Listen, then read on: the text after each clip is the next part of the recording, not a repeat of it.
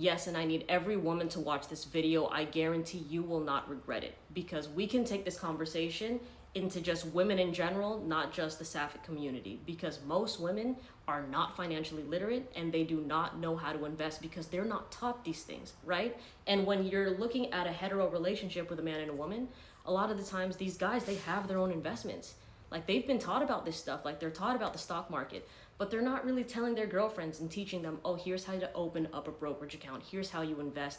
They're just kind of doing their own thing, right? And then when that couple gets serious, they get married, and this woman is consuming a lot of trad wife content or whatever, and they're like, oh, yeah, like my husband gives me an allowance, blah, blah, blah, and they're kind of boasting about that.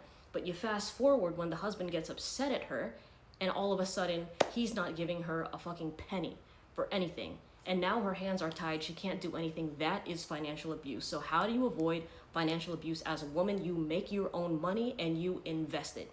That is it. Investing is not as hard and daunting as these guys are trying to make it seem to y'all. I promise you. All it takes is the habit of whenever you get paid, you pay yourself first. You take a certain amount of that money and you put it into the stock market and put it into the easiest things like VOO, like the S&P 500, index funds, blue chip stocks. Usually what you see people doing is, I'm gonna take $500, I'm gonna put in the stock market, but they invest it in penny stocks.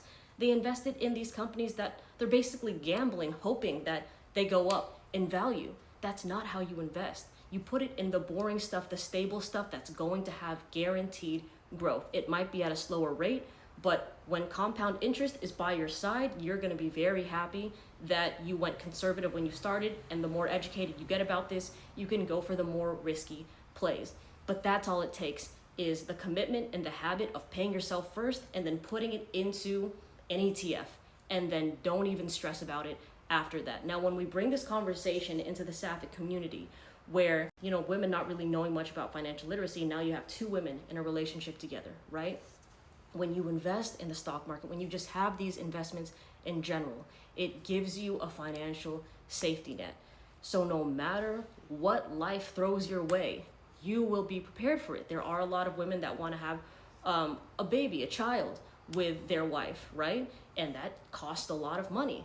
How do you get $20,000 to $30,000 without having to just put $20 into your savings account every week? That's going to take forever for you to save it, okay? If you put that into the stock market, you're going to notice the compound interest, and then you can just shave off profit from what you made in the stock market to pay for your IVF, whatever it is that you need, okay? So leveraging this is so important. It's very crucial, and this is information that you need to know. No more of this, oh, it's boring, it's whatever. I get it, it's a topic that's mansplained a lot, but ladies, I swear it is so much easier than you think it is. They have been trying to fool us that this stuff is hard, this is whatever. No, it's not. It's like grilling. You know how like they make it seem like, oh, grilling, a lot of guys grill. You turn on the fucking propane and you put the meat on the grill. It is the easiest thing to do as far as cooking. Don't even trip.